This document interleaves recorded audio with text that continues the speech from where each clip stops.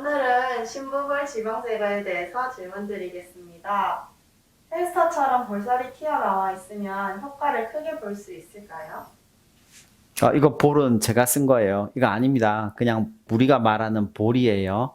심부라는 게 깊이 있다는 거예요. 딥이고, 볼에 있는 깊은 지방 주머니에 있는, 지방을 끄집어내는 수술이거든요. 그런데 햄스터처럼 튀어나왔다는 분들을 자세히 보면 이쪽 뒤쪽이에요. 우리가 말하는 사각턱의 끝. 여기쯤이 튀어나왔다는 거거든요. 이거는 사각턱 보톡스를 맞으시거나 또는 사각턱 축소술, 뼈를 자르는 수술을 하시는 걸 추천드리고요. 심부볼 지방 제거로 좋아지는 지역은 여기가 아니라 여기쯤이 돼요. 그래서 그거를 잘 구별하시면 여러분들에게 도움이 될 것 같고, 잘 모르시면 성형외과 전문의를 찾아서 상담 받으시길 바래요. 젖살인데 수술해도 될까요? 심부볼 지방 제거에서 가장 큰 부작용이 나오는 건 첫 번째는 피부 처짐이에요. 그런데 우리나라에서 많은 게 폐임이에요. 자, 피부 처짐은 왜 그러냐면 이 속에 있는 겉은 그냥 두고 속에 있는 지방만 끄집어내니까 피부가 처질 수 있겠죠. 이거는 뭐 한국에서 일어나고 미국에서도 일어나요. 그런데 폐임은 왜 우리나라에 유독 많냐? 왜 교과서적으로 별로 언급이 없는데 우리나라에 그렇게 많이 생기냐면 사실은 너무 많이 해서 그래요. 심부볼 지방 제거에서 모든 양을 제거하면 안 되거든요.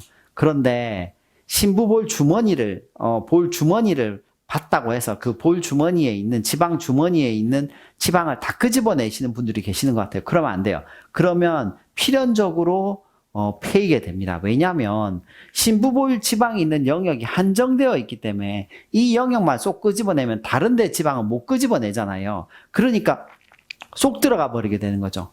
마치 보조개처럼 보일 수 있으니까 이게 한번 생기면 해결하기 참 어렵거든요. 물론 굳이 해결하라고 한다고 치면 입안을 다시 열고 들어가서 지방 이식을 하면 될 것 같긴 한데 그런 결과는 안 오는 게 좋을 것 같아요. 그래서 어떻게든 폐임에 대해서 충분히 유념하고 그 선생님이 내 볼폐임에 대해서 어느 정도 얘기를 해주느냐, 그게 그 선생님의 어떤 수술 스킬과도 연결되어 있는 거니까 충분한 상담을 해보시길 바랍니다. 수술하고 나서 턱 보톡스 바로 맞아도 되나요? 사각턱 보톡스를 같이 맞는 거에 대해서는 굉장히 추천해요. 그건 왜 그러냐면 사각턱 보톡스도 얼굴을 갸름하게 만들어주고 약간 날씬하게 만들어주거든요. 심부볼 지방 제거도 약간 그래요. 그래서 좋은데 아셔야 될 게 사각턱 보톡스는 굉장히 강력한 혈관 이완제예요. 혈관 이완제란 말이 무슨 말이냐면 멍이나 붓기를 많이 하게 만든단 말이에요. 그래서 수술 전 며칠 전에 맞거나 수술 후 며칠 후에 맞는 걸 오히려 더 추천드립니다.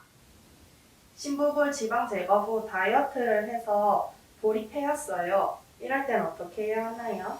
사실은 이런 경우가 온 거는 아까도 말씀드렸듯이 폐임에 대해 말씀드렸듯이 너무 많이 제거했을 우려가 높아요. 그래서 이렇게 한다면 필러로 채우거나 아니면 입안을 열어서 지방 이식을 다시 한다거나 뭐 요런 정도의 방법을 생각할 수 있는데 가장 중요한 건 이 상황이 안 와야 되겠죠.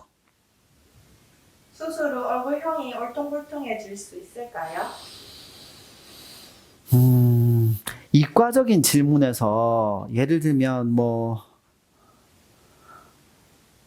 무슨 예를 들면 다리가 있어요. 한강대교가 부서질 수 있을까요? 란 질문처럼 무엇이 있을까요? 란 답은 항상 그럴 수 있다는 게 답이겠죠. 울퉁불퉁하게 될 수 있어요. 제게 굳이 만약 그런 가능성을 떠올린다면 너무 많이 했을 때예요. 그런데 환자분들이 헷갈리시는 것 중에 하나가 심부볼 지방 제거는 울퉁불퉁하게 오기보다는 약간 패이는 형식으로 부작용이 올 수 있고요.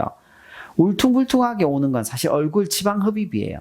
그게 울퉁불퉁하게 잘 오기 때문에 그걸 많이 헷갈려 하시는데 얼굴 지방 흡입은 바깥에서 주로 관이 들어가서 이걸 이렇게 뽑아내는 거고요. 심부볼 지방 제거는 대부분 입 안에서 들어가서 하는 거예요. 물론 얼굴 지방 흡입이 훨씬 더 큰 수술이고 그게 울퉁불퉁하게 만들 수 있습니다.